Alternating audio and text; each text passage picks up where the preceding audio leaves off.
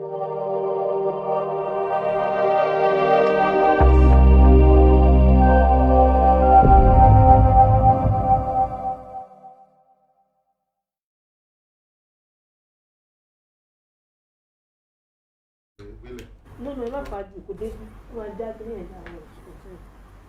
more talking.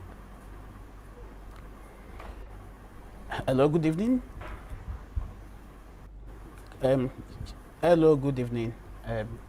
You are actually tuning right now to Heritage Television, the new kid on the block on our electronics media here as it's happening in London. We welcome you, friends, and all our viewers for today as we commence today's edition of Nigeria Decides 2019. It has been a very long journey for Nigeria, and right now lots and lots are happening within the political sphere in Nigeria. And the most important thing right now is, as we approach 2019, can we get it right again? And then if everything goes wrong, as it has happened in the past years, what is the way forward in Nigeria? Right now, we are at a crossroad with political jobbers in Nigeria doing their thing as usual.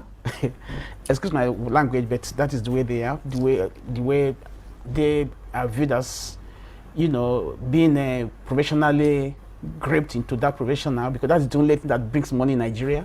So rather than serving people, they serve themselves. But well, that is just aside from what we are having in discussion today. Today we want to actually explore what future has Nigeria got, thinking about what has been happening in the past months. Defection from one party to the other, so limited achievement by this government, by my own estimation or by my own evaluation, and the lots of new guys coming into Nigerian political atmosphere. My name is Fatai Ogorebido. Today we explore every opportunity on how to push Nigeria forward. We know we have only one country, and that's Nigeria. Wherever we are across the world, we cannot shortchange Nigeria for anything. It's our root, our own heritage, our source, and as the saying goes, when you try to forget your source, the consequential result is you dry up as a person. We will never dry up. Let us keep up hope and know that Nigeria has got a future. Today, please engage with me as we go across the world to all our viewers who we would like to contribute to this program, one way or the other. Please, on Facebook, or either by phone call, whatever you think Nigeria has as aids to move forward and to get it right for 2019, please get engaged. And I'll be going across to my brother, my friend, across the globe in Singapore, by name Deji Omoshola, a veteran political scientist, and actually now studying for his doctorate degree in political science in Singapore. He's going to actually give us some analysis, which I hope we are all going to enjoy, as we touch on so many aspects of what has been happening in Nigeria in the past few weeks or in the past few months. Yes, we'll be hearing about we'll be hearing about APC defection to PDP, PDP defection to APC, argument and counter arguments, and so many things that has kindled the interest of Nigerians across the world. Whatever you think is happening in Nigeria, please get engaged. Any view you have that may push Nigeria forward, and as we know, Nigeria is a potentially great nation. It's got everything that any great nation can get. But where have you gone wrong? How do we get it right? Our destiny is in our hands. Please let us all get engaged. I'll be mentioning most of the points of today Number one, the current government in power. How do you rate Buhari's governance? What achievement can you say specifically that the government has achieved? Please, let us be together tonight as we decide for Nigeria 2019. Now, Mr. Deji Omoshola, I've introduced you to the world. What have you got to tell us about the rating of Buhari regime so far? Thank you for having me on your program. Can you hear me? I can hear you loud and clear. Mr. Omoshola, can you hear me? I can hear you. I can hear you. Yeah, can you hear me now? Yes, I can hear you. Okay, please, I want you to give us a brief rating of Buhari's regime since the government commenced over 3 years ago. Has there been a major achievement that you can point to that this government has made, which actually may warrant Nigerians thinking that, okay, the continuation of the government in 2019 is worthwhile? Thank you for having me on your program. Let me start the analysis by assessing the 3-point agenda of the president: security, economy. Now, on the issue of security, the president has been trying, but his effort has not been. He has tried to decimate Boko Haram, but at the same time, Boko Haram is still bombing. We still have invasions here and there. Just recently, there were media reports that the army base were attacked, although the military came out to deny it. But there is still insecurity in Nigeria. Lives and properties can still be are not totally secured. For example, if any happens, maybe kidnapping, murder, insurgency, the government comes out to condemn the situation. Then we now deploy the military and the army after That deed has been done. So, for me, in terms of security, I would score the president a bit below average, most especially security is his own primary constituency. That is his constituency. As a former head of state, Yes. a military man, one would expect that he would perform brilliantly in terms of security. The service chiefs, from the result we are getting, has been underperforming.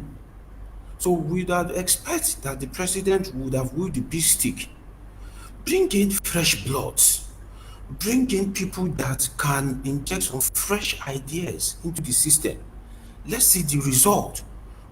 But that has been adamant to change the service chief, and most importantly, the police that are meant to secure lives in Nigeria have turned into a mini political party.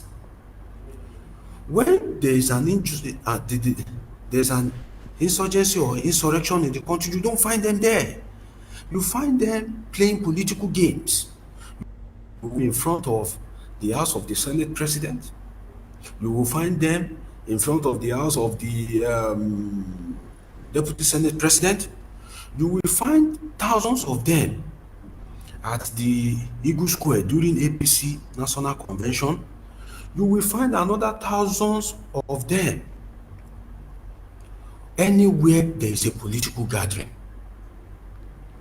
Are they to secure the politicians or to see Nigerians. So based on this, I would score the Buhari regime below average because we should be able to get a country whereby we can sleep with our two eyes closed and we can truly say that we are secure.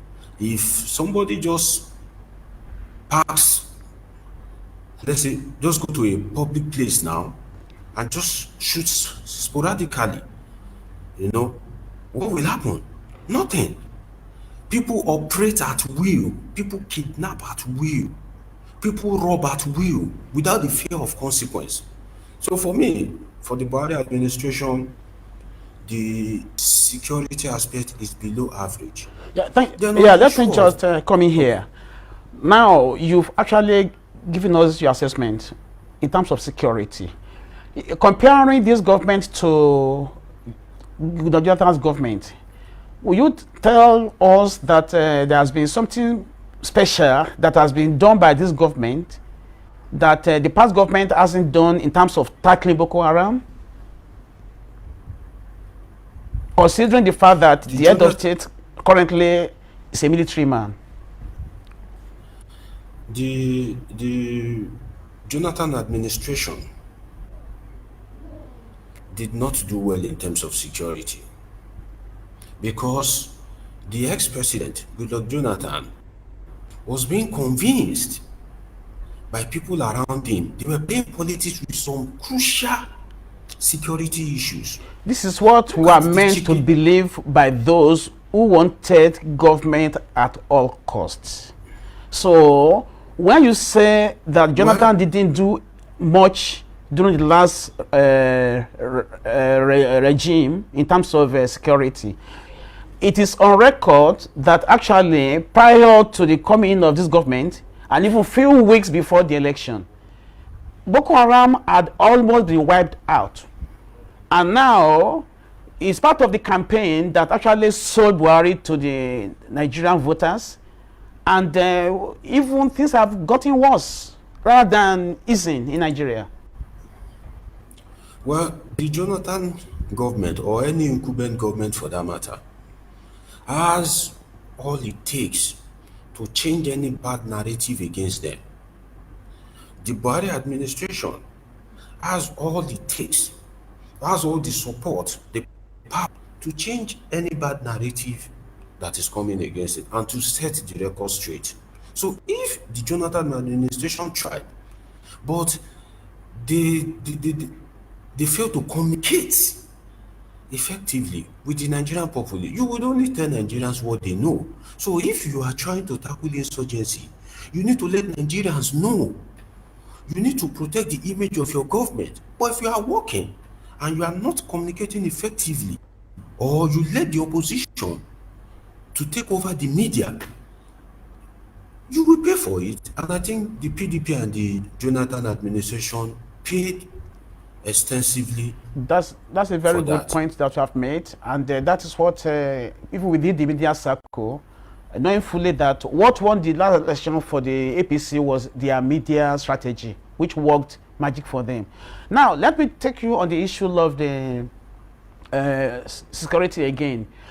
Will you subscribe to the point that the Nigerian army has now taken over the duty of the Nigerian police in Nigeria? Because we can see that for the first time in history, there has been mass presentation of Nigerian military in terms of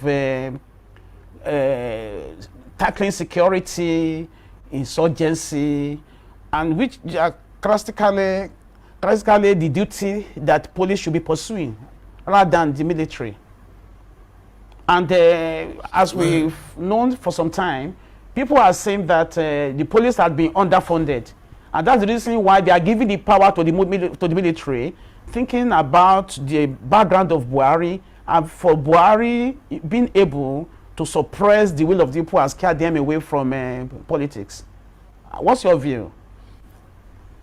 Well, let me quickly make a statement on the image of the Buhari government. You see, the Buhari campaign team campaigned extensively to the extent that we believe that by now Nigeria will be a mini London. So nobody can blame anybody that are demanding for change, because change is what you promise, and change Nigerians must get. True. If you look at the issue of restructuring, you cannot promise restructuring to get votes of Nigerians, then you come to power and you change, your promise. The promise change and they came to power and now change the promise. That is unacceptable to Nigerians. We cannot be fooled. Now, talking about the army and the police, the the police does not have the capacity to tackle the insurgency head on. And I think that was why the military was invited in. Are you saying that the Nigerian But police is who's, incompetent? Or the leadership is bereft of ideas? I think it is a combination of both. But in terms of being competent, we cannot totally say they are incompetent. We can place them on an average scale, because what you sow shall you reap, what you give shall you get.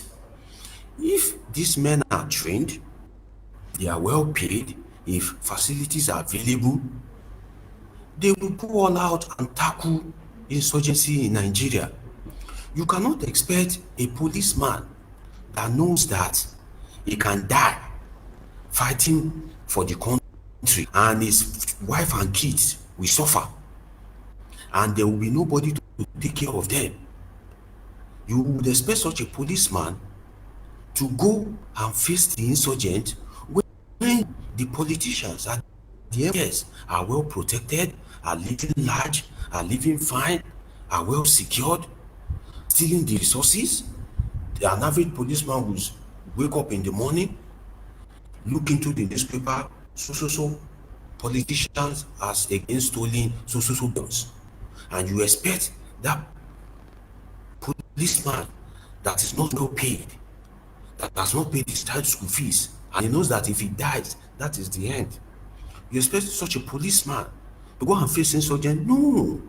So the police, we can't say they are totally incompetent, but the morale is low. The morale is not high. What I they think the see, reason for this is obvious. If this police is being underfunded and there is no encouragement, don't you believe that in our real life, Nigeria is calling for the Nigerian police to be corrupt? And do you blame them being the security guard for politicians or presenting themselves as a savior of party doers and so on and so forth in their current role which they perform in Nigeria? And will you subscribe to the fact that the Nigerian military has usurped the power of the Nigerian police? Yeah, it is crystal clear that the Nigerian military has taken over the responsibility of the Nigerian police. Thank you Because very much even for if you that. look at Please let us move on. if you look at the Yeah, let's infection, move on, please. As regards the issue of the APC PDP defection, what's your opinion about this? Because we can, nobody knows when this is going to end, and the way things are building up now, APC losing members every day, PDP losing members every day, and it's still what we're having on ground, the old teammates playing their game. So, what is the way forward from here? well, the political defection is something that is most expected, most especially as we approach the general election. Politicians in Nigeria are not known for fighting for the interest of the Nigerian masses. They Unfortunately. are after retaining their power and amassing wealth. So anywhere that their interests cannot be protected, you will not expect to find them there. They want their interests to be protected. They want to find a means of returning to power. Nigerian politicians survive on politics.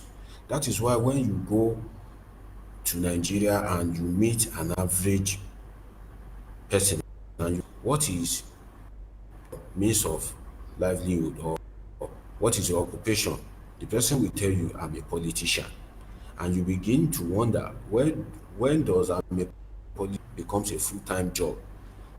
That you are describing yourself as a politician. Are you a party chairman or what? So the way we have structured our society, it is very shameful that we see leaders, politicians cross-carpeting from one party to another, and this is across the divide.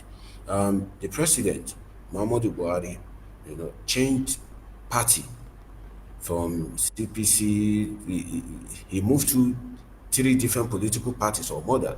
Yeah. Even the party chairman, APC party chairman, the ruling party, Adams Oshiomhole, is a product of the Labour Party before he moved also to the ruling party. So they are all guilty of this. Just this evening, the Senate President, Saraki, has announced his defection from the APC, although he did not state the party is cross-carpeting to. But the state governor also announced his defection the opposition People's Democratic Party. So we see both parties benefiting from the cross-carpeting.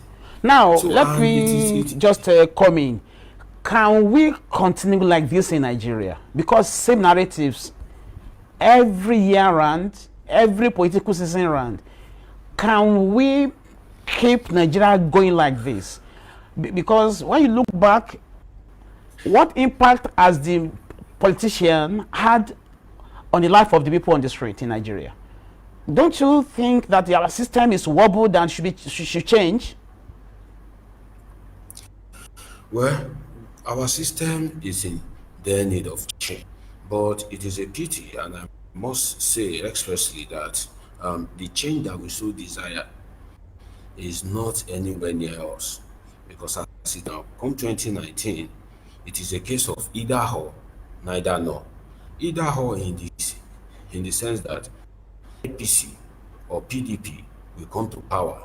Neither nor in the sense that neither APC nor PDP can take us to where we really ought to be. Where right now is different from where we ought to be. Nigeria needs to take its rightful place amidst the Committee of Nations. If you look at the countries where we gain is together, Malaysia, take Singapore, take like Indonesia, look at where they you cannot Where they had compare it there. these countries to Nigeria. And it is very saddening that African countries like Ethiopia, Rwanda are now doing They wonders. are taking over from Nigeria, the leadership. They are in taking over Africa. from Nigeria. And you ask yourself, when you say Nigeria is the giant of Africa, giant in what? And Giant that in brings me what? back to the issue of Giant in Buhari rating. corruption, Yeah. maladministration, Ah, well, all, insecurity, all the words. giant. Go on. So, in essence, Nigeria cannot afford to continue like this. But Now, the I want to change take you that back we so to the desire is not north.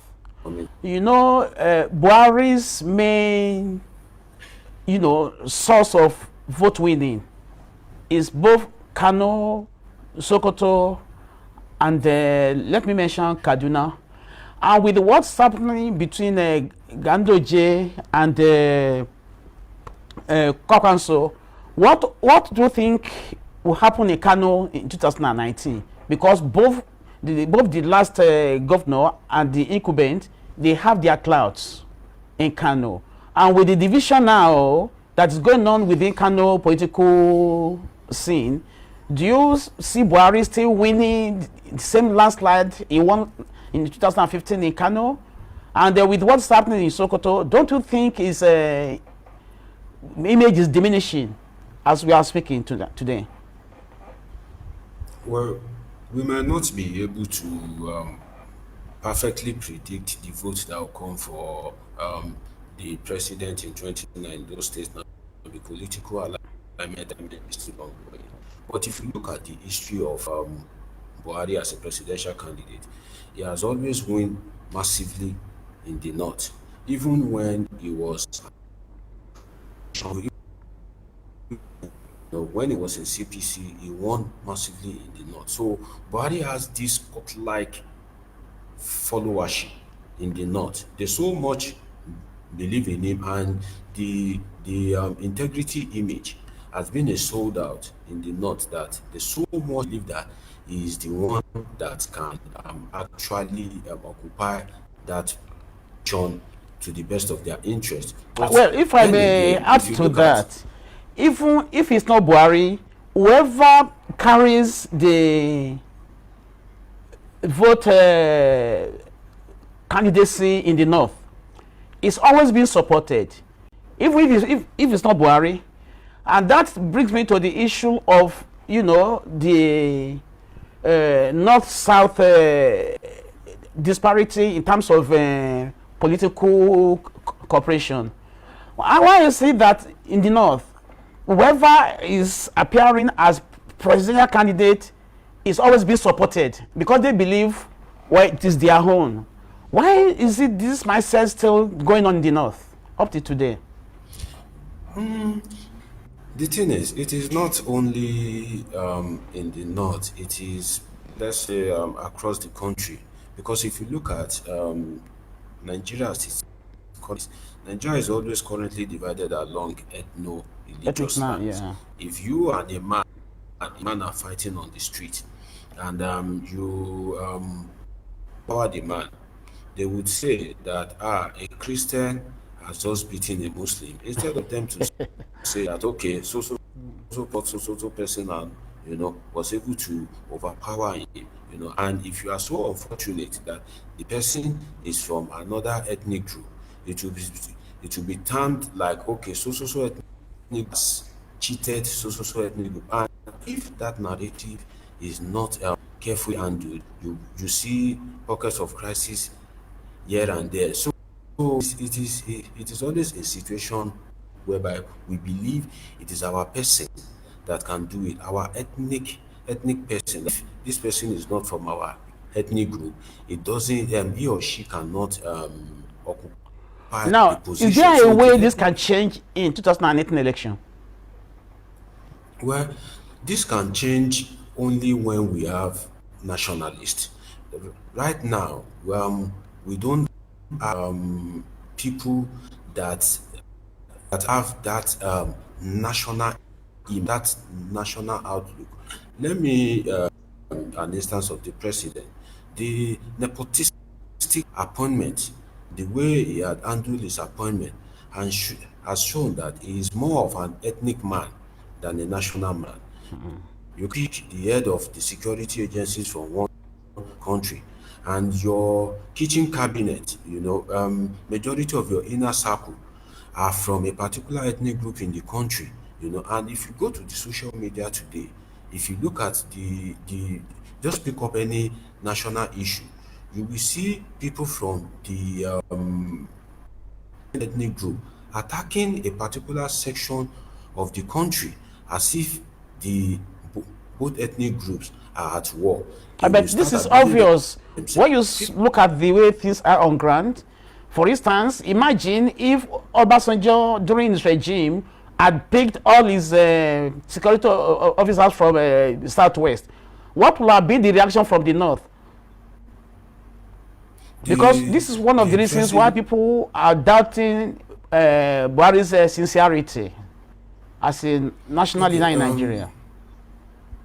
President Buhari really made a mistake, and one of the ways he by himself diminishes popularity. I would start that with a saying, a popular saying that when kids are playing and the kids go wrong, if you pick the child of a person and you flog such child mercilessly, the day your own child wrong, people are waiting eagerly to see how you are going to beat your own child. So if you have given the child of another person still, the only way you can clear the mind of the people around you is to give your child six strokes, or even give him or her hate. Then people will know that yes, you are truly a disciplinarian. What am I saying? To put my words in context, if you undo IPOB if you declare IPOB as a terrorist organization, and IPOB is not armed, they are only fighting for the operation of Biafra.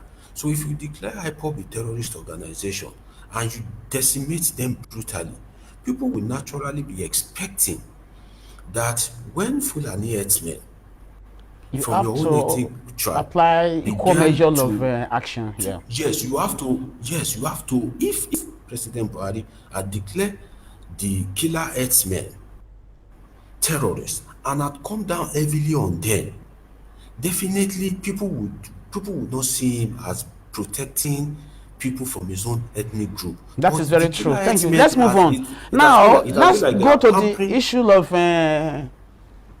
Bukola Saraki. Today, the news came out that he's now going from APC to join PDP. What do you think his political mindsets are as at this hour? Well, the political mindset of Bukola Saraki we predicted at this time because Saraki, like him or hate him, has proven himself to be As a a major tactical force in Kwara politician. State, yes. Yes, and the Buhari administration boosted his career. They have really helped him to be, a major political bride now. And Saraki himself has been able to come up with a political masterstroke. The mistake the APC stalwart made was when the Buhari administration was persecuting and prosecuting Saraki. You know, at that time, majority of the APC stalwart, they stayed back. You know, virtually majority of them were either in the middle or against Saraki. So when the Supreme Court gave judgment in favor of Saraki, it was too difficult for them to turn back the hands of time. It was too, by that time, Saraki had been able to identify those that are with him and those that are against him. And naturally, you won't expect a Saraki to stay in the APC because if you look at the crop of people in the APC, they are men of ambitions. They are men of ambitions, and you will see more action, most especially from Johnson. Now, Saraki is from the north. Former President Atiku Abubakar is from the north.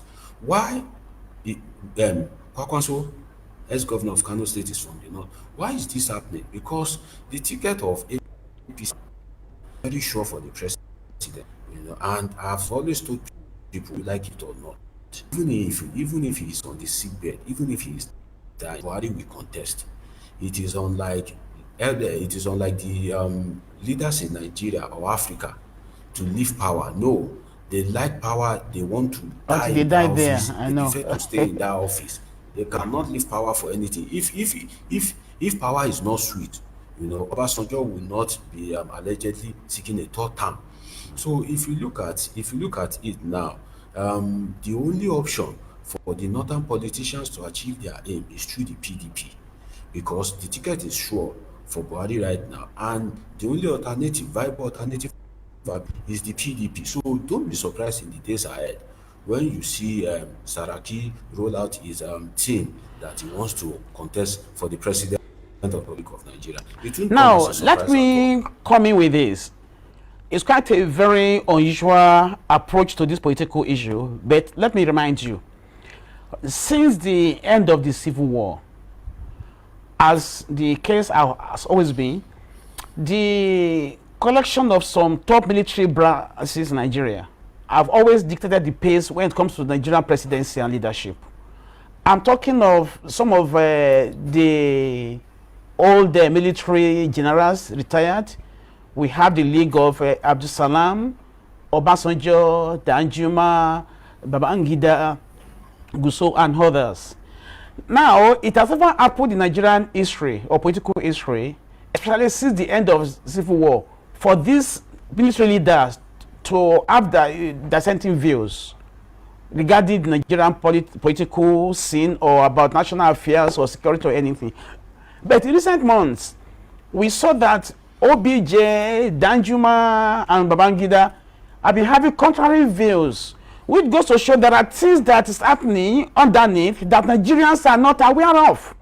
What's your opinion about this? Well, thank you for that question. Is number one, we have to look at it from the angle of patronage and look at it the angle of efficiency. The Nigerian political system, the way we have it presently now, if it's not being patronized, whether you are a big politician or a small politician, we like patronage. We like to be in a place where we can say we have a say. So looking at the likes of OBJ, IBB, TY Danjuma, you can say that the Buhari administration has not done much of patronage. If you look at the Buhari administration was inaugurated, even the likes of Tinubu were sidelined. They were relegated to the background. But now we see the likes of supporting Buhari now, most likely because he's interested in becoming the president in 2023. But whether that calculation will work in his favor or not is another topic for another day. But the current political climate as it is now, you will see people criticizing you if they are not being patronized. So the current crop of generals have criticized the Buhari administration because the Buhari administration has done less to patronize them. It has not been business and Don't you think usual. most of things Then are on the going other hand- underground then on the between other them hand- that are not exposed to the generality of Nigerians? Because that is the way many people Yes. are saying it in some of my circles. That because they That have always been the kingmakers in Nigeria. Maybe because of one agenda being discovered, or now they are both going on their ways and trying to criticize Buhari's government. Don't you think there are things happening underneath that we don't actually know now?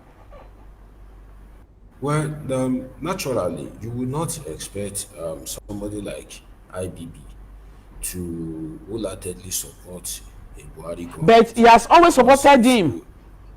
He was instrumental to his victory last election in 2015. So why will he now come now from the end and start to criticize him? That is what I'm saying, that I see it from two perspectives. The angle of patronage, I have spoken on that. Then the angle What of will efficiency. OBJ be looking for The angle of- from Buhari? Well, Is it contract or money or what? Having accomplished well, himself for me- as a leader of For international me- repute? For me, people have to change the narrative of whether it is contract or money.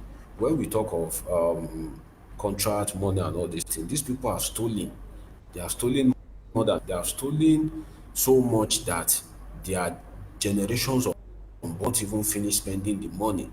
But having enough is different from having the political power. When you have the political power and you can say confidently that yes, I can walk into the president's bedroom.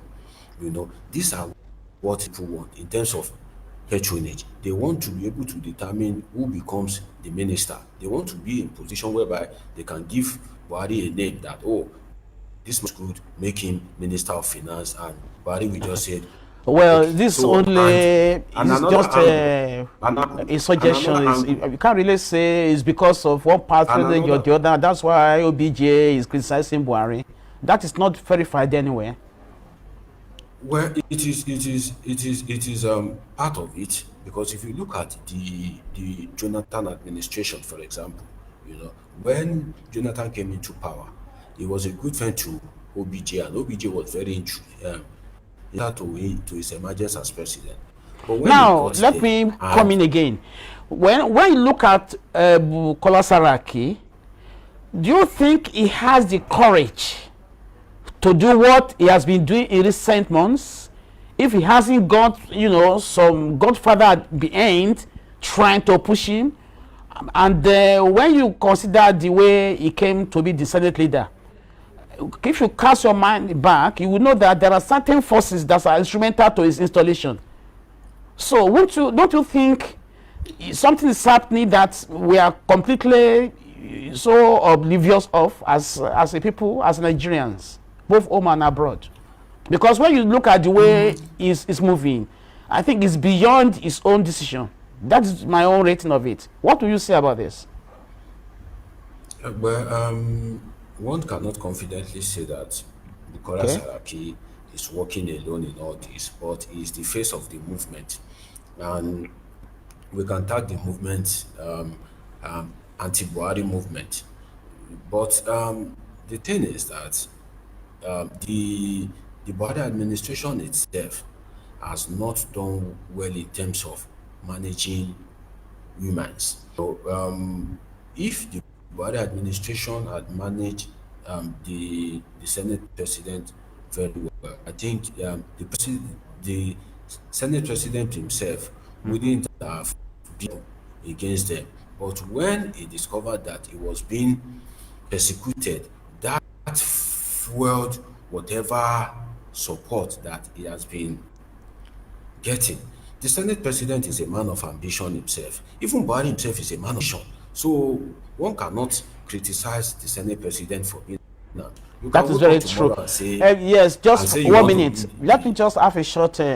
You are watching Heritage Television from London, and the program is Nigeria Decides 2019. And I've been engaging Mr. Deji Omoshola, a political scientist, actually responding from Singapore. He's a student there, going for his doctorate degree, and he has always been a friend of this station. He's been speaking to us, analyzing the Nigerian political scene, and rightly so, he has struck some points which actually may trigger our own thinking. Please, if there is anything you think you want to contribute, please get across to us either on the Facebook or just phone me. Now, Mr. Omoshola, let me now come back to the issue of OBJ. In recent months, he's been lobbying around Southwest. What do you think his intentions are? well, the intention of OBJ is as clear as crystal. His intention is to unseat the Buhari administration come 20. OBJ is a man that is not always afraid to make his intentions known. Of We see course, what he's he a did national, he's a when statesman during anyway. we see So what he every did. view he gives must be respected and reacted to. So you can't blame him because his experience is there, very vast, and is well respected across the nation. Yes, we see what he did during the Jonathan administration, and Yes. one cannot really undermine his influence. And I think the administration should be very careful the way they express so much confidence. Overconfidence was part of what killed the Jonathan administration. If you look at when the five governors defected, the Jonathan administration was too confident that they don't have so much they won't much meaningful impact on the re-election of Goodluck Jonathan. But we all see what happened, and I think that is what is playing out in the APC now. And I would recommend APC to be the student and PDP should be the teacher. APC should learn mistakes of PDP so that they won't suffer, the defeat that PDP. Now, how do Because you to look see the at the chance of situation, OBJ's coalition that he has been making up in recent months? Are people listening to them? Or you think it's going to make any impact come 2019? well, politics is an all-inclusive sport. Even one person matters. A community matters. Not to now talk of an ex-president that have a wide outreach across the nation. So if movement would definitely make impact, but will not make a significant impact, except if the movement can align with the major opposition party, which is the DP. So that is what I see happening at the end of the day. And you can see that the PDP has been doing a lot to bring back OBJ into their fold. Um, you saw him at a recent political rally, PDP rally. Then the PDP stalwarts have been making efforts to visit him, reach out to him, and all that. So the Obasanjo movement will make impact. In fact, it has been making impact, but the impact has not been significant. It needs one major thing to make it significant. That is, But if you can lobbying is align still with ongoing, so the you can't specifically say whether it has had impact or not. The negotiation is going on. The intra-party, interpersonal discussions are going on. So as we are speaking today, nobody can specifically actually predict what will happen at the end of the day. Don't you reckon?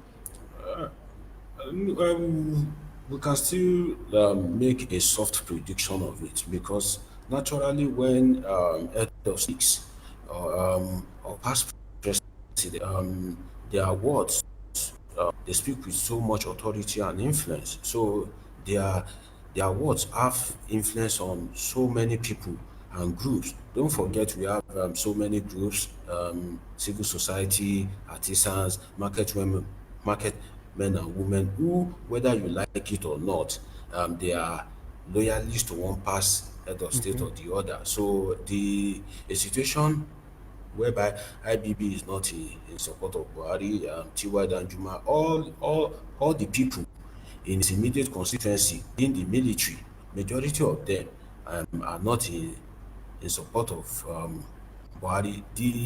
The thing is it has like a bit of influence in the polity, but the influence now is not very significant, or it has not yet manifested to a significant level whereby it can affect Buhari's chances. Not Okay, right now. let's Maybe let's put tomorrow, that at maybe that. next week. Now, the issue of Southwest political force.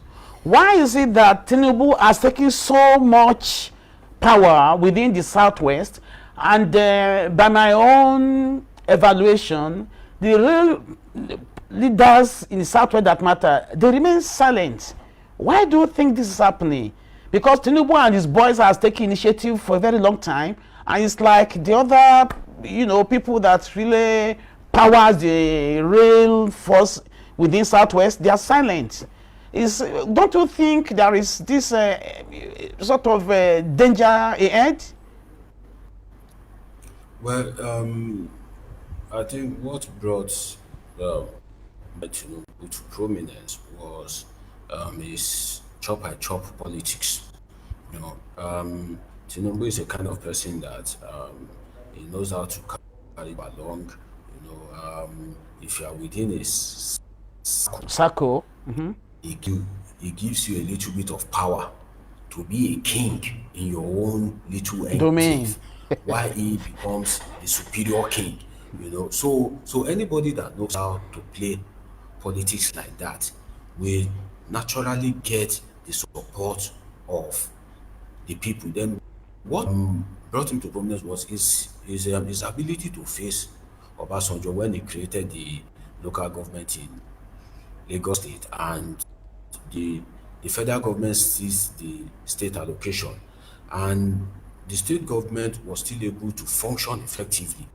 So those are the factors. Then another thing that brought Tinubu to prominence is his ability to influence in other states. If you look at the southwest state, Kayode Fayemi is his product, Rauf Aregbesola is his product, Ambode. the Ondo governor, Akeredolu, whether you like it or not, it's still his product because when Akeredolu contested the first time, it was Tinubu that was the backbone behind him. So Akeredolu is still Ambode is still his product. So majority of that. So that you know brought him to a position whereby he's being seen like a mini god of some sort in southwest politics. But people like OBJ, they have not done so much to empower the people of the Southwest. Which Despite now being a brings us former to president, the he has issue of his current lobbying. Let me come on OBJ once again. Why is he so hated in the Southwest? Is it people who should even loving him and supporting him? They seem to be carried away by OBJ's past narratives of supporting his military guys, not taking the interest of Southwest at heart. And right now, why is it suddenly turning back now and recognizing that his own people matter and trying to find a way to lobby Rand simply because it's against Buhari? And at the same time, when you look back to history, in 1979, when Baba Awolowo lost election, MK Abiola was instrumental to that tragedy. And even MKO was so hated within the Southwest during that period of time. Now, the same thing is happening here. OBJ has done things to the Southwest that were not actually palatable to the people. But coming back now, don't you think OBJ can turn things around and fight for the interest of the Southwest? OBJ, And OBJ can become an fight hero, for same way that MK Abiola is an hero today? OBJ can fight for the interest of the Southwest, but the chance of him being an hero quite very slim because majority of the people in the Southwest do not see OBJ as somebody that is genuinely fighting for their But interest. he You has know, learned when you his are fighting lessons for the hard people, way and he's coming back home. he's coming back home when the home has already been occupied But by why is it desperate that in the politicians. north they cherish their own, but in the southwest we hate our own? Why? The thing is that they not their own because those people that are their own, they try to go all out for them. The comment Buhari is making.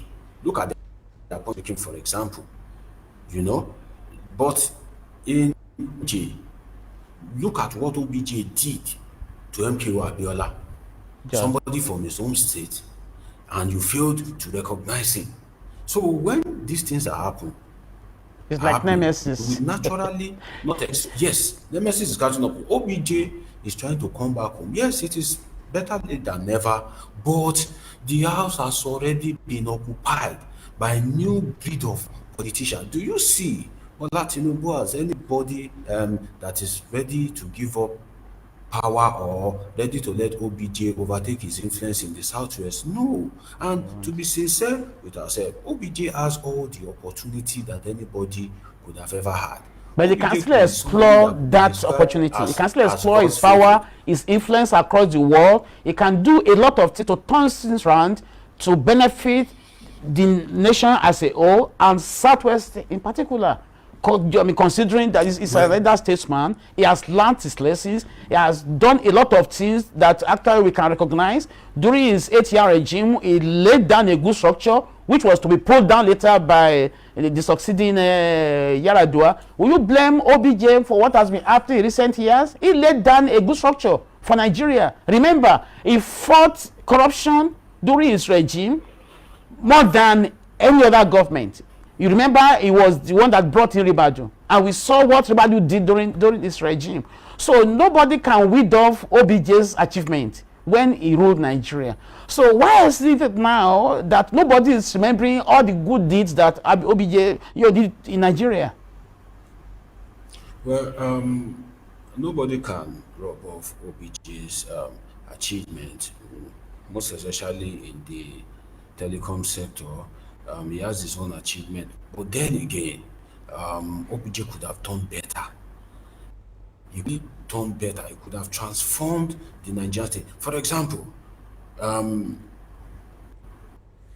was to hand over power.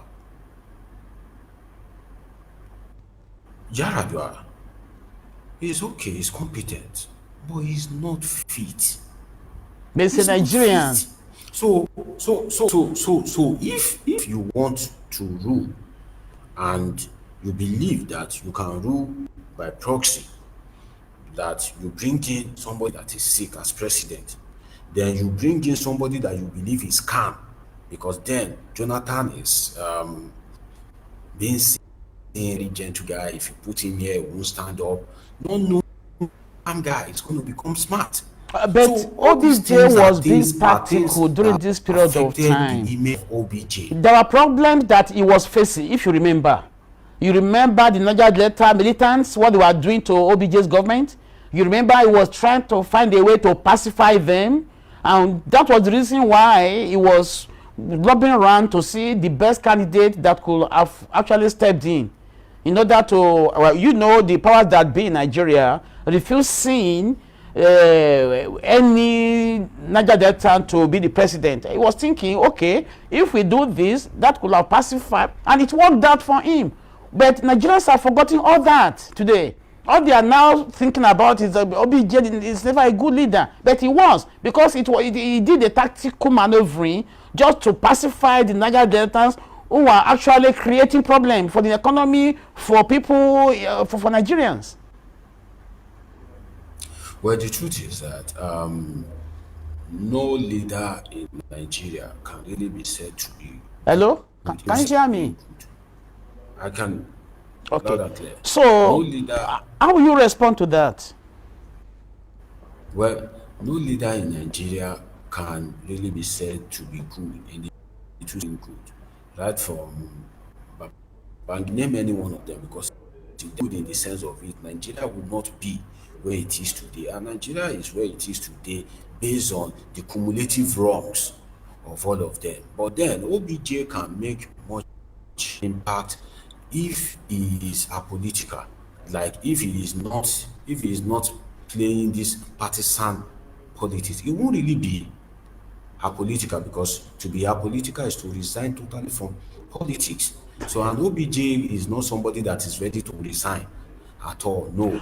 But if But he's when not things are playing getting bad the way it is, OBJ can't just stand back and fold his arms. He has to contribute. Whether we like it or not, he's a statesman. He has the experience. He knows the past. He knows the present. And by his own experience, he has deduced what the future might be for Nigeria. This is the reality about today's OBJ. Why is it that we can't, find a common ground to give me support? Why?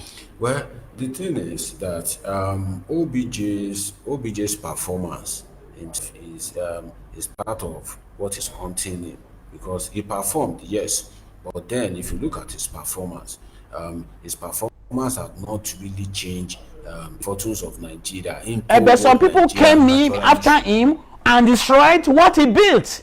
It's the reality.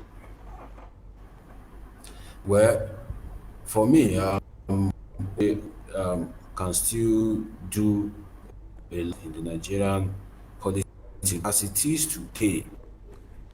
He would be incapacitated. They will not allow him to do much or influence much of change in the Nigerian politics, because the Buhari administration that we currently have today is not a government that is ready to joke with anything opposition. They don't treat opposition as opposition. They treat opposition as an enemy. Exactly. A diehard enemy that must be crushed, that must be decimated by all means. Look at Samuel Otom of Benue State. You will see what happened in Ekiti State. Full force of federal. It's like the elephant fighting a rat. So, and yet we are looking. And a credible government who purportedly is fighting corruption, knowing fully that money change hands, cannot, notice the assembly to nullify the election and do a rerun, so that at least can hand that credibility that he meant well. Why the desperation for power in Ekiti State?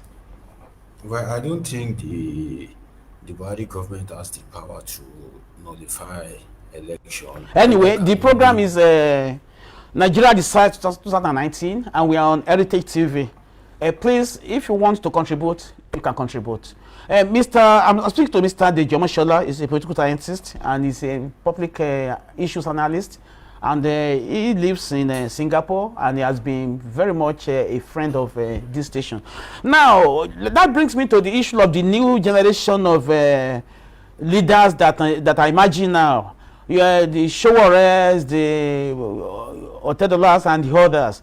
Now, what do you think as youth leaders of our time, and as those who have the courage to come out and say they want to lead Nigeria, what do you think we can gain from the emergence of this group, the Showore and Co? Well, the Showarez and Co, Fela Durotoye, Exactly, Durotoye. uh, And how these many of are those? I the can't remember. couple. These are the set of leaders that Nigeria truly need now. This is the digital age. We need leaders that can.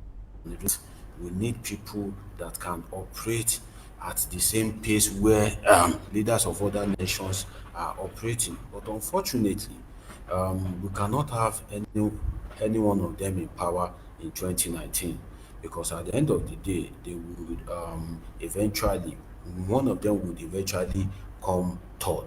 But I have a solution for them. If they can use it, it will help them a whole lot. The Showores and Co, the only way that they can make impact in the Nigeria of today is if all these presidential aspirants, both the male and female, can come together and and Form a big form force. form a big force.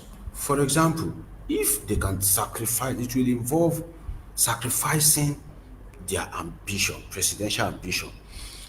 Let's say, for example, assuming but not conceding that Fela Durotoye or Showore is picked as president, then another presidential candidate now is picked as vice, then they try to bring forward a cabinet to the Nigerian people that if we are elected, I, Fela Durotoye, will be the Minister of Finance, this will be the Minister of Petroleum. So And that's where Nigeria it should already be. knows. Only Nigeria a single already knows person would going appear into as the poll. presidential candidate. Yeah. Yes. So Nigeria already knows going into the poll that if we vote for this new set of leaders, we already know our petroleum minister, we already know our finance minister. Yeah. That will help them if they can form like a temporary cabinet right now, meaningful cabinet, sacrifice their ambition, come together, united voice, speak to the youth.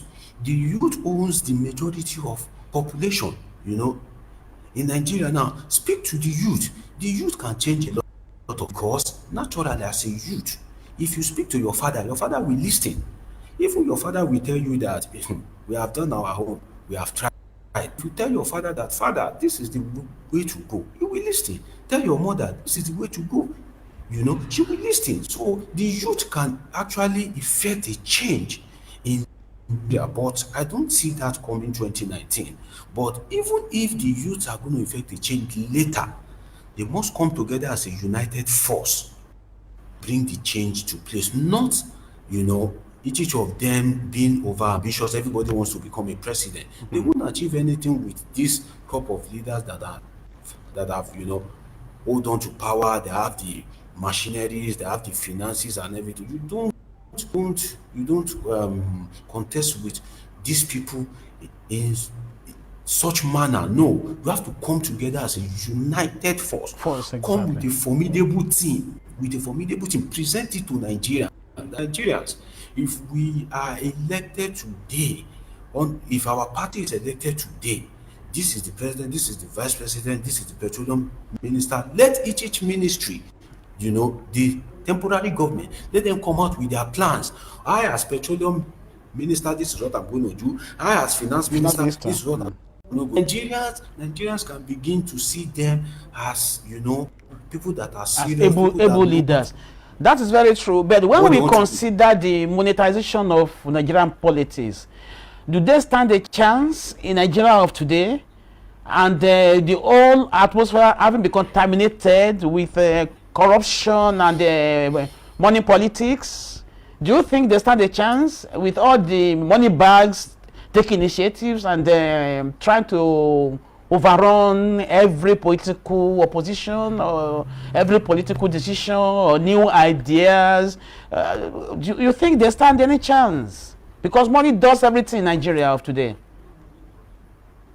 Monetization in Nigeria today, money politics, see and buy, it's a very serious issue, and Nigerians need to be very careful because things will start on a very small scale and we would ignore it till it becomes something large and it blows out of proportion.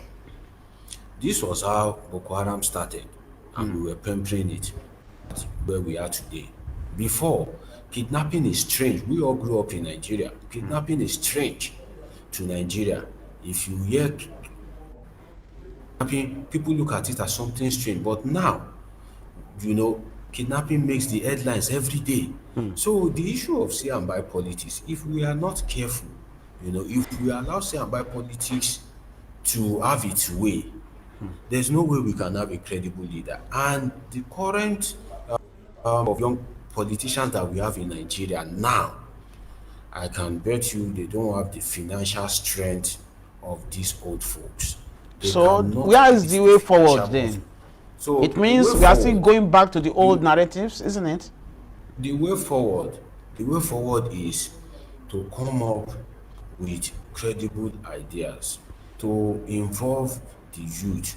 You see, Nigerians are still people of conscience. There are so many things that makes a candidate, not only money. There are so many factors that determine the emergence of a candidate in Nigeria. One, integrity matters a lot. Strong personality. So it is not all about money. So if Nigerians see a credible candidate that can really effect real change, not the kind of change that we have now. No, no, no. The real change itself, positive change. If Nigerians see that kind of credible candidate, I think Nigerians will vote Definitely, they will for rally such a around and candidate, support and we such will change. have a new era in Nigeria. Look at how good luck Jonathan emerged. So that for you to know that it is not all about money. Jonathan emerged based on the spiritual narrative. When Jonathan contested, you see people say, this is God sent because somebody that became deputy governor, vice president without contesting, then definitely for him to be the president, he is the one that God wants in that position. So Well, unfortunately, you see people if I may just cut you short because of the point you have made, unfortunately, that government happens to be one of the most well-determined sort of rich in ideas, professionally, as very good leaders. I think it seems to be the best sort of group of leaders that we ever had because they were young, they were vibrant, determined, and well focused. But unfortunately, the propaganda of the opposition overran the entire system. And today, nobody is looking at Jonathan as having made any impact in Nigeria. Even it was only lately that people are understanding that a lot of things that he did during his regime is what this government is building on. The railways, the refinery, the way he built Almajiris close in the north, the University of Technologies he had in about 23 states. All these things, nobody's mentioning them because the propaganda of APC had overrun all this. And so I mean, with this sort of things happening, do you think Nigerian youth will be inclined or be inspired to come and engage in Nigerian politics?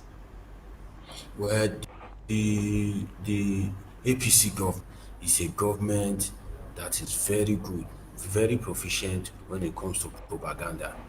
You can, I doubt if, no, sincerely, I doubt if there's any group of politicians or political party today that can I keep thrive saying that because they were not in government and they the were APC able to government. overrun the really government propaganda. And when now that they are in government, who can overrun them?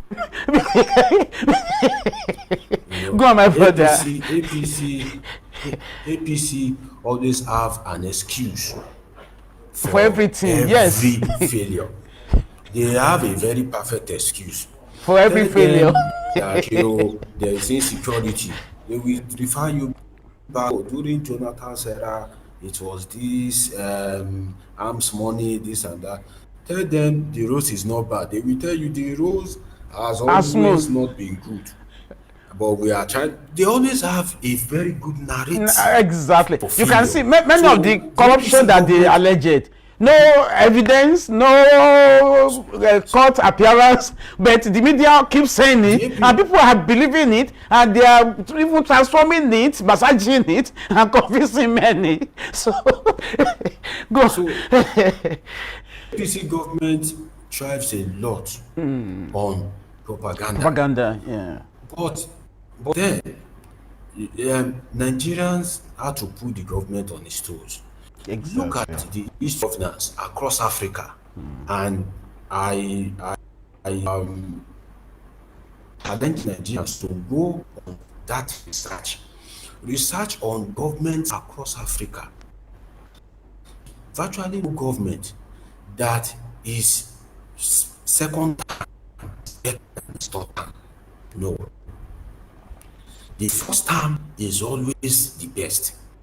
So for me, personally, I believe that the Buhari government, Buhari as a person, has explored all his best as we currently have it now. He has Exactly. For given us his instance, let me best. cut you again. The For second instance, term, when you go through the first regime, what you build during the first regime is what you actually consolidate during the second regime. Now, with the way things are, the consolidation of what is coming, nobody knows, because the APC has built on what last regime actually started, and we know government will continue. It's quite good that they've achieved certain level of success in terms of completing railway and this and that. Now, anyway, let's move, because we have only 2 minutes to go. Now, tell me, Mr. Omoshola, what is your message to the government and Nigeria? For instance, what I mean by that is this: completely as we are as a nation, we are at a crossroads. It's like Nigeria is currently in a sort of a coma, because anything can trigger, anything can happen. We see blood everywhere. What is your advice to the Nigerian on the street? And what is your advice to the government as the right message for Nigerians as at this moment? Because the way I'm looking at it, let me give you a hint. Don't we need new reorientation and new mobilization of people, changing all the narrative of money politics? Don't we need real education to educate Nigerians to understand that money is not everything, and when they are receiving money to vote, they are selling down their future and the future of their own children. So how will you advise the government to undo this? Because the hunger, the poverty that's pervading within society is making them to be victims.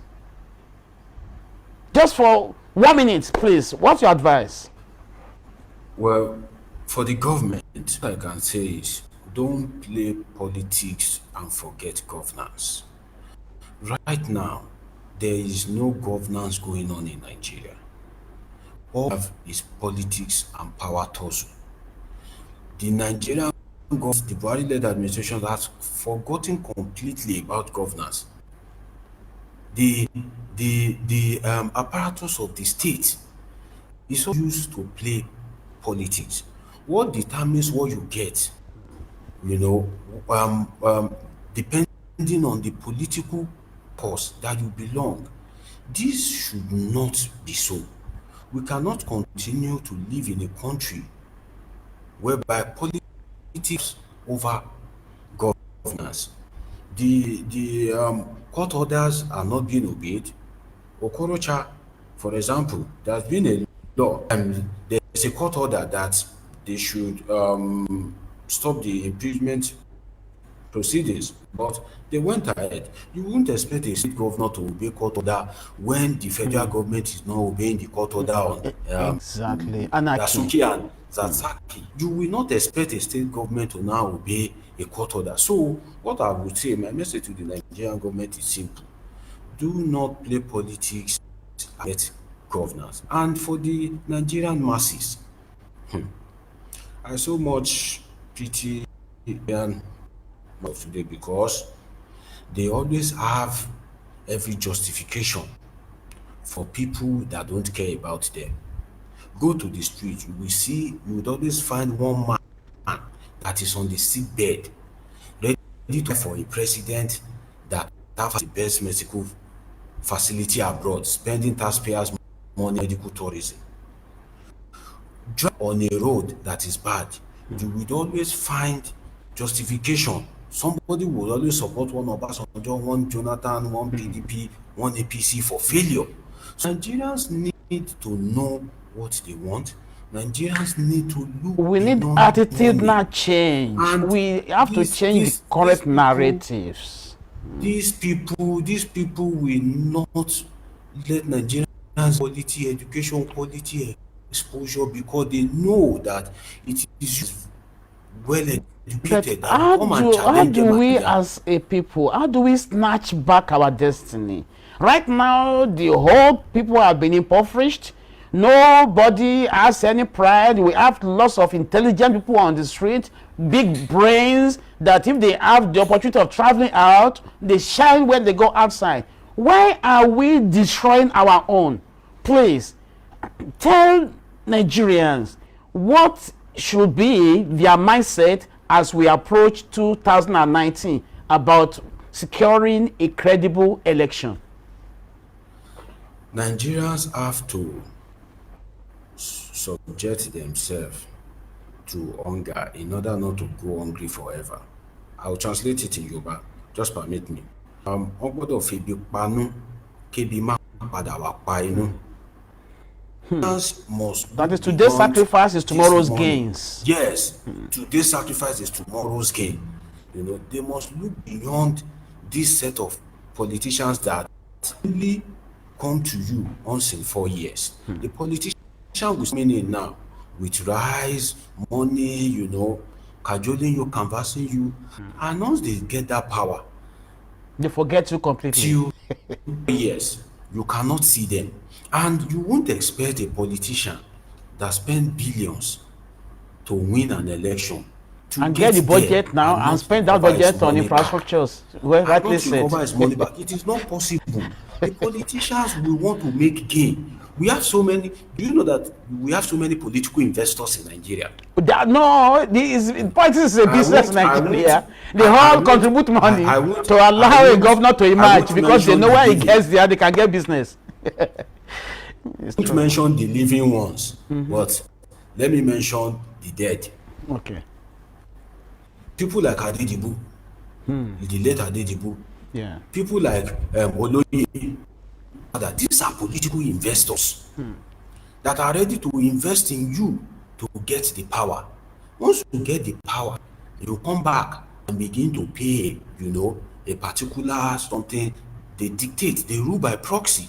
So when they bring their money and you are collecting, you are mortgaging the destiny of yourself and that of Future. your unborn children. Most of the states are in debt.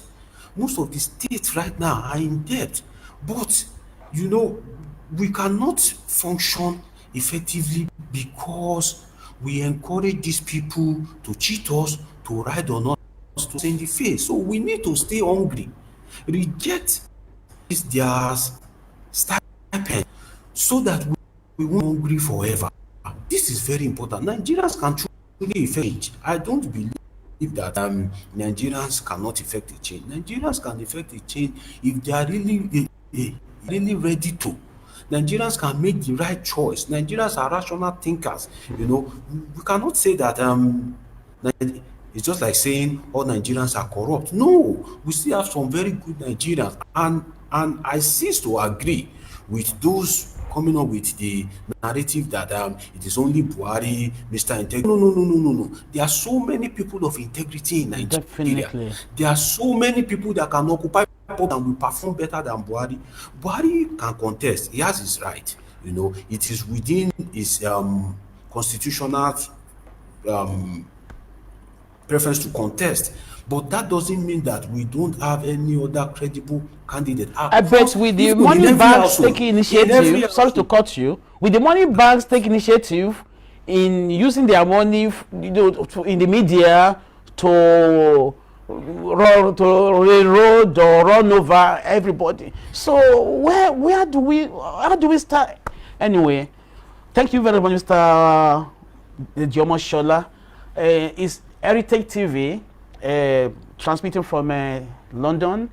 We thank you for listening today. The program has been Nigeria Decides 2019. I'm just staying for Otumba Oseni today. He'll be back next week.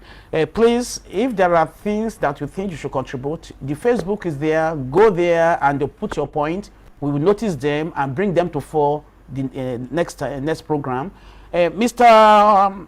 Omoshola, now, what will be your advice to those youths who are emerging as new leaders in terms of forging one force that will actually overtake the old leagues? Well, I don't see why the youth cannot come together to form one force. If all these old politicians can be coming together to form APC and now they are regrouping back to the PDP, what is wrong with the youth come together as a united force? It me a whole lot. If what you want is the development of Nigeria, then you must be able to sacrifice your ambition for Nigeria to grow. Exactly. It is not only you that can effect that change that you want to effect. So it is not until you become the president. You should work as a team. No, you should need to work as a team. Sacrifice your personal ambition. The pride, Let the youth- ambition, the let the personality. youth- Now, imagine. Think imagine Nigeria if, first. Imagine if Mogalu, Feladuro Toye, Sure. Shure, and the female contestant, we have like 4 or 5 of them, if together, are they not better together to face old folks than they being in Pushed around. Yeah. No, let us come together. We can effect this change. It is not impossible.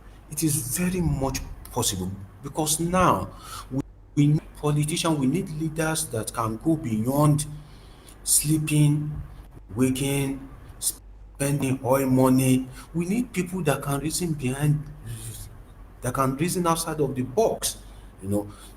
Leaders across the world now, they are thinking of how to come up with great unimaginable technological innovations. But what do we have in Nigeria?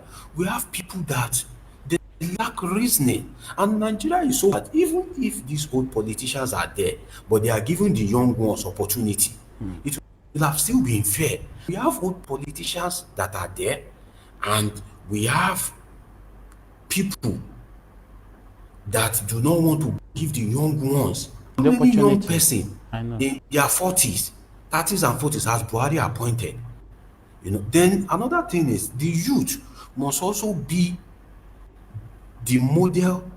They must be of good character if they want Nigerians to take them serious. Look at Yaya Bello of Kogi State. Look at what he has been doing.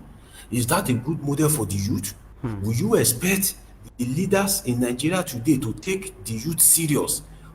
Seeing the likes of Yaya Bello that have turned himself into an emperor of some sort, they will never take you serious. They won't believe that the youth can read more. But Yaya Bello is not a representative of Nigeria. I cease to believe that Nigerian youth. No, we have so many Nigerian youth. We have Nigerian youth. Go to abroad, you will see Nigerians doing wonders. You will see Nigerians. You will see Nigerian brains. In short, Nigerians are like China. There is no country that you will go to that you will not find a Chinese man. Big community. Any country that you across the go world, to yeah. and you do not find a Chinese, that country is not yet a country. That's how Nigeria is. Same Go as to Alaska, so that it is in the US, you must find a Nigerian there. There's nowhere, so and Nigerians are good. They are earning medals. Go to universities abroad, you see Nigerians thriving, you see Nigerians excelling. But with these same Nigerians, when they get home, there's no opportunities. Nigeria is the only country whereby there is no pattern of growth. When a child is in other countries, if the child says he wants to be a pilot, there are stages that the child will pass through. The child become a pilot. But in Nigeria, if you say you want to become a doctor, don't be surprised you will end up as The maybe dream will be killed. one The at dream will be or killed something. along the Will be way. killed. Yes, I usually tell people that Nigeria is a society that changes destiny. There are so many factors that will really change your destiny. These people do not like us. These leaders that we have in power today, they do not like us. They are not thinking about us, thinking about their nearest and dearest. Look at the recent scholarship, Chinese scholarship. Recently, these ministers and senators only gave this scholarship to their nearest and dearest. The son and daughters of an average man cannot get The employment in voters, the those federal who civil gave them service. power. It's difficult. It is very, very difficult for just somebody without a connection to gain employment in the federal civil service. So for how long can we continue to operate like this as a country? You grow up, you are giving birth to. Now, let me say this expressly. Let's say Nigeria is a country million population. Now, I can tell you that currently right now we have 40 million government in Nigeria. I will explain. Just 1 minute. Now, in Nigeria, let's say a family, let's base it on, let's say 4 or 5 people. 4 or 5 people. Now, 200 million divided by 5 will give us 200 divided by 5 will give us 40. Now, the reason why I said 40 million is we have mother, father, and let's say an average of 2 or 3 children. kids. Every family in Nigeria provides electricity for themselves. Exactly. You cannot be a family in Nigeria without generator. Exactly. Then water. Every family in Nigeria provides themselves. So they are naturally a government of their own. That definitely. The government, just every family It's a government. in Nigeria, almost every family in Nigeria puts their child in private school. What is the quality of education in these public universities? Go to Nigeria. You see the classrooms are leaking, the teachers are not encouraged. There's nothing. So everybody is a government of his own. So naturally, in Nigeria of today, we have like 40 million government. The federal government of Nigeria and the state government are just government of governments.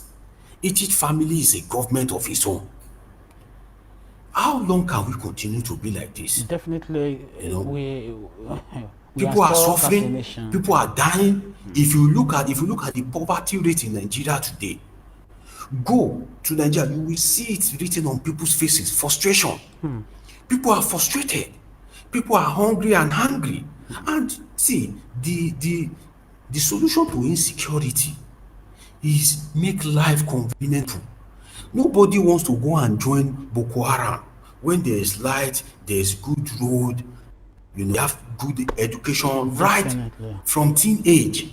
You will not expect to join Boko Haram. You will not expect people to go and join kidnapping. But when youth graduate and they don't have a job, and you would expect them that those, imagine, the reason why insecurity is alarming in Nigeria is because Nigerian youth think that productivity into crime.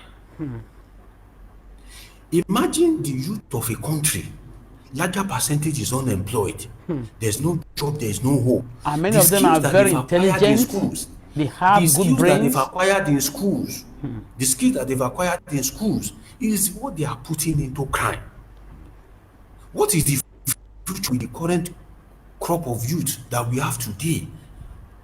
These politicians have turned our youth into armed robbers. Definitely. They are the one turning our youth into kidnappers. Exactly. They have turned majority of our youth into Yahoo boys. They have majority of us into advanced prostitutes. This is the Nigeria we have today. For how long can we continue to be like this in a country whereby we have enough resources? Oil money alone, the money being accrued from oil alone, we cannot fix electricity. Now, let me go a bit deep why electricity can never be stable in Nigeria. I've told people it will be very deep. As long as Nigeria remains a monoproduct economy dependent on oil. Now, the circle must always lead. If electricity is still there, do you know that the money that Nigeria is making from oil will reduce because the demand for petroleum and diesel will fall drastically. Definitely. The only consumer of petroleum products will be the motorist. motorists. If you don't have a car, this is what we see in other countries. If you don't have a car, there is no way you can, Have connection with petrol. have anything to do with fuel. What connection do you want to have to do with fuel? But as long as Nigeria remains a monoproduct economy, the current demand and supply in Nigeria now is settled. Nigerians are consuming so thousands, millions, liters Gallons of of oil drums every. of petrol. Now, the multinational corporations exporting finished products from the West, they are used to a particular that Standard of okay, life. we are importing this particular thousands of barrel. If electricity is stable, that will reduce. Definitely. It will reduce. Then the oil that they will export from Nigeria too will automatically reduce. If oil is stable in Nigeria today, it will affect Fort Oil. With Fort Oil, for example, I'm so sorry to say, but that is the reality. We must all accept the truth. With a Dangote that is building a refinery in Nigeria now, that electricity should be stable, you have killed this market. You have affected this market. It cannot be stable. With those people that are importing generators, pray that it should be stable. It cannot be stable. So we need people of will, people that can really say, this is what I want to do, and they know how to do it, and they are willing to do it. For me, as far as I'm concerned, it is Buhari taught me a lesson, a personal lesson. And the personal lesson Buhari has taught me personally is it is possible for someone to seek political office for years, over 10 years, And and eventually not know emerge what to as a do. winner. And not know. And not. Now, look at when Buhari emerged as president.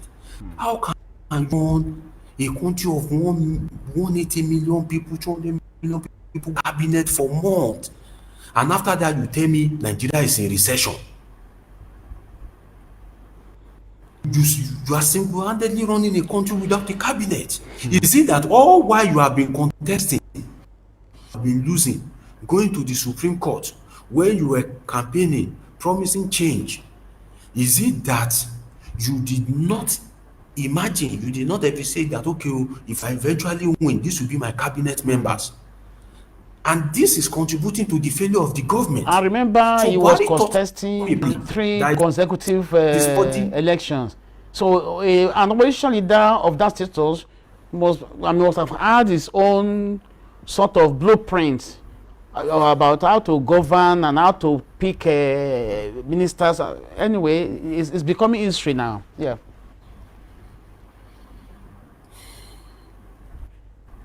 History is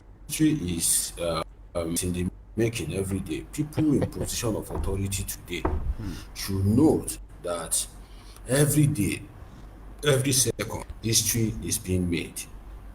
Today will be the past of tomorrow. Thank you very much, Mr. Omoshola. Anything they do to It has been a very interesting Nigerians, discussion. we hold them responsible tomorrow. Thank you very much, sir. It's been a very nice discussion today, touching on so many various issues, and our destiny is in our hands as Nigerians. We don't have any other country but Nigeria. What can you do to elevate Nigeria from its current position? What can you do to change the leadership? What can we do to get out there internationally and say, I'm a Nigerian? Have you registered to vote in 2019? You can make an impact. Please do. I'm speaking from the heart of London here. This is Heritage Television. Be with us and who come most of the time for advertisement, for political discussions. If you think you can come in to sell your ideas, presidential candidates, ministers, potentially, please be with us. It's our own. Let us rally around and make it happen as a big force, as a big voice from London to across the world. My name is Fatai Ogunibido. The program is Nigerian Science 2019. Hopefully by next week, we are going to see you again as Otumba Oseni will be here on stand. Thank you very much. Good night.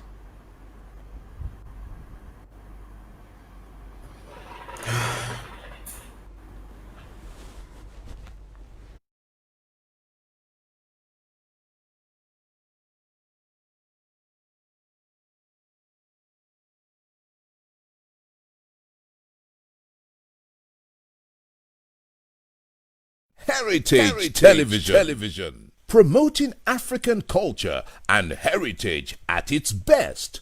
From talk shows that concern you to both local and international news that relates to you. From grassroots football to African children's programs. Heritage Television. We cover your social and special events like weddings, birthdays, church anniversaries, and so on, and broadcast them live on our apps and online. Heritage Television, broadcasting everything about culture and heritage. Heritage Television. We've got it covered. Do download our apps on both Android, iOS, and Windows mobile platform. Heritage Television, your very own TV station.